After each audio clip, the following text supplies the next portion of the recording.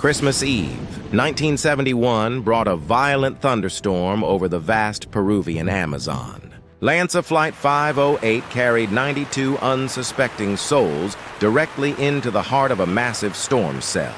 However, a single bolt of lightning instantly shattered the Lockheed Electra's right wing. 17-year-old Juliane Koepcke plummeted 2 miles through the dark sky. She awoke alone in the emerald abyss of the jungle, beginning an 11-day struggle for survival. At precisely 12:36 p.m., the structural integrity of the Lockheed L-188A Electra, registration OBR 941, failed at an altitude of approximately 10,000 feet over the Huánuco region. As the fuselage disintegrated, Juliane felt the sickening sensation of zero gravity before the centrifugal force of the spin took hold. She was no longer in a passenger cabin. She was part of a tumbling fragment of metal and upholstery, spinning through the chaotic updrafts of a tropical thunderstorm. The physics of her survival seem impossible, yet they are grounded in the principles of aerodynamics and sheer environmental coincidence. The 3-seat bench she occupied acted as a primitive rotor, creating a maple seed effect as it tumbled through the atmosphere. This autorotation, a phenomenon where the air moving up through the seats generated lift, slowed her terminal velocity significantly. Below, the multi-layered canopy of the Peruvians, the dense vegetation and the violent updrafts of the storm itself combined to cook, while 91 other passengers and crew were lost to the impact or the initial breakup. Juliane hit the forest floor alive. She regained consciousness the following morning, December 25th, alone in the sudden silence of the jungle, unaware that the 10,000-foot fall was merely the prelude to an 11-day. Lanza's reputation in 1971 was already stained by tragedy.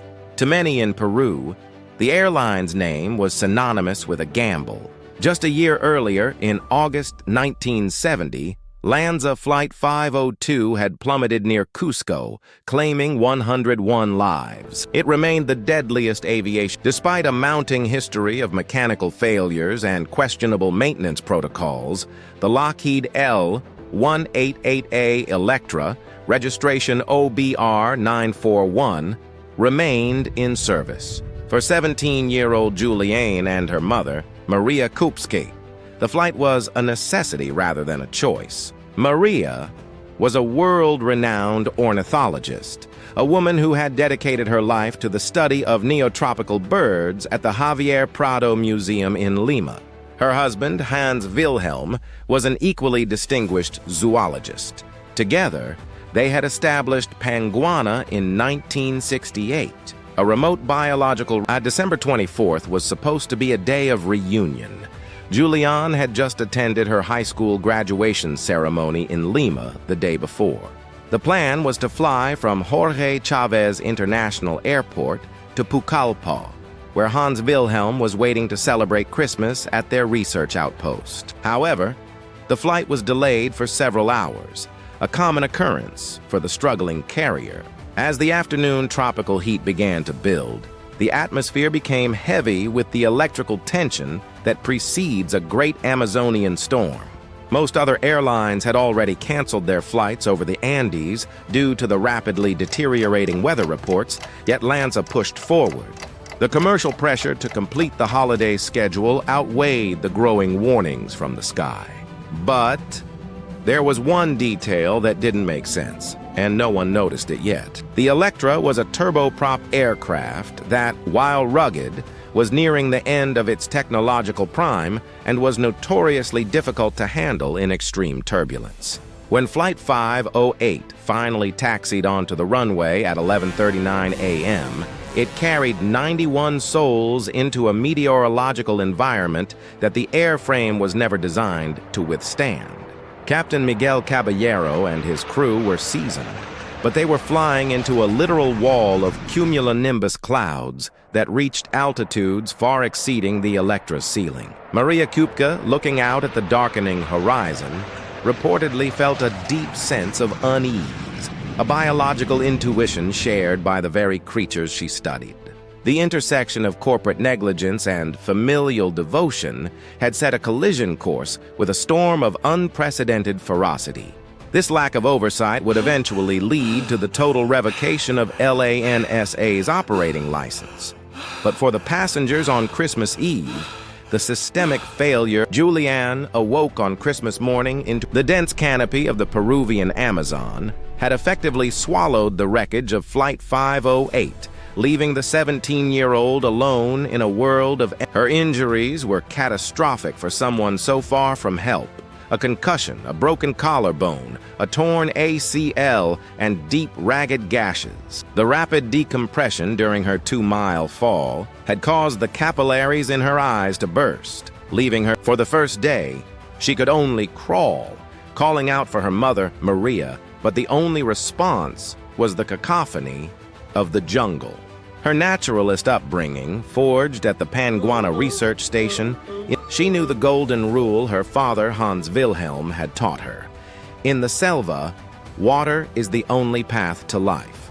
She found a small spring and began to follow it, knowing it would lead to a stream, then a river, and eventually, human contact. Her only sustenance was a single bag of hard candies salvaged from the debris, which she rationed with agonizing precision. She wore only a lightweight dress and a single remaining sandal, which she used as a probe to tap the leaf litter ahead of her, checking. But what started as a fight for survival was about to become a race against a silent biological clock. By the 4th day, the tropical environment began to reclaim her living tissue. The gash on her right arm became an incubator for blowflies, and soon, dozens of maggots were burrowing into her flesh. The pain was secondary to the psychological horror. She waded through rivers infested with caimans and stingrays, her mind drifting into delirium as the rainy season's torrential downpours chilled her to the bone every night. By the 9th day, she was barely walking, her strength failing when she spotted something that didn't belong in the natural world. A small motorboat moored by the riverbank. Nearby stood a small palm leaf hut used by local forestry workers. In a final act of desperate self-surgery, she remembered how their dog had once been treated for maggots. She found the remains of gasoline in the hut and poured it directly into her open wound. The agony was blinding as 35 parasites crawled out of her arm to escape the fuel. But for the first time in 11 days, Juliane Koepcke felt she might actually outlive the forest. On the 10th day of her ordeal, Juliane staggered into a small clearing on the banks of the Shabonya River. There, she found a sight that felt like an impossibility in the heart of the green hell, a moored boat with an outboard motor and a small palm frond hut used by local madereros. Remembering her father's lessons about parasites, she used a canister of gasoline she found at the site to treat the necrotic wound on her right arm. She watched in grim fascination as dozens of blowfly maggots, nearly 35 in total, emerged from her flesh, driven out by the caustic fuel. She spent a feverish, agonizing night in the hut, and on the afternoon of January 3rd, 1972, she heard the unmistakable sound of human voices. 3 Peruvian forestry workers, Maximo Heyman, Carlos Tapia, and Nestor Mori, approached the shelter. To them, the sight of a blonde, blue-eyed girl, her clothes in rags and her eyes blood red from burst capillaries, was otherworldly. They initially feared she was a Yara. However, Juliane spoke to them in fluent Spanish, explaining she was a survivor of the Lanza crash. The men provided her with bread and salt before beginning a grueling 11-hour canoe journey toward civilization. By January 4th, Juliane was transported to a hospital in Pucallpa, where she was finally reunited with her father, Hans Wilhelm. But as Juliane began her physical recovery, the focus of the Peruvian authorities shifted back to the crash site, leading to a discovery that would haunt the investigation for decades. While Juliane was the only one to walk out of the jungle, the subsequent search of the wreckage revealed she had not been the only one to survive the initial disintegration of the Lockheed Electra. But the most devastating search parties reaching the primary impact zone discovered the remains of several passengers who had clearly survived the fall from 10,000 feet. Subsequent autopsies suggested that as many as 14 other individuals had lived through the impact but succumbed to their internal injuries and the unforgiving elements while waiting for a rescue that would never come. Among those silent witnesses was Juliane Koepcke. Evidence indicated that Juliane's mother had likely survived for several days after the crash, unable to move and separated from her daughter by the dense, impenetrable canopy.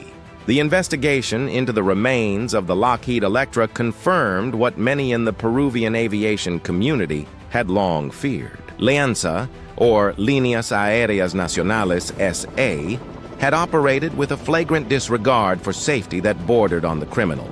This was the airline's third catastrophic loss in just 5 years, following the 1966 crash of Flight 501 and the 1970 disaster of Flight 502 that claimed 101 lives. The structural failure of the aircraft, registration OB-R-941, was not merely an act of God or a stray bolt of lightning.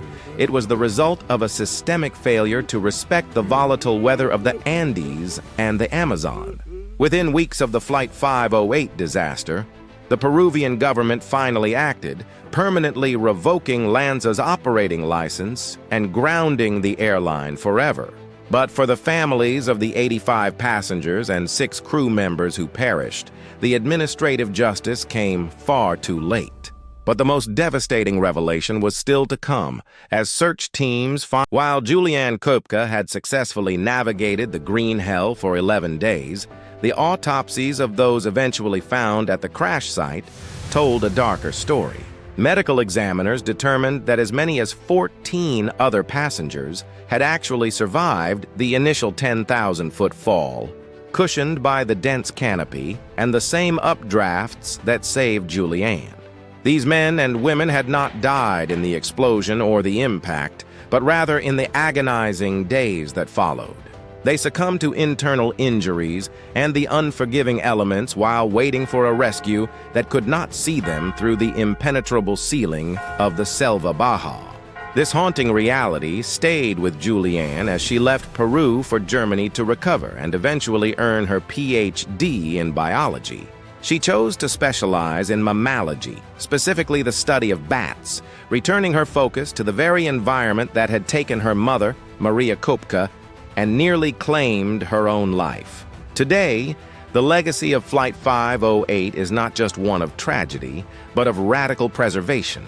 Juliane, now known as Dr. Juliane Diller, has dedicated her adult life to the Panguana Biological Research Station that her parents founded in 1968.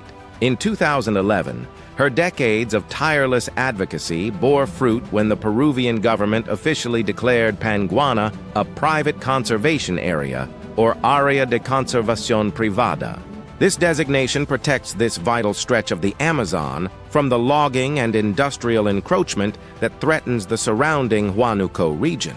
By transforming her trauma into a shield for the rainforest doctor, Diller ensured that the site where 91 people lost their lives would become a permanent sanctuary where life is studied, honored, and protected.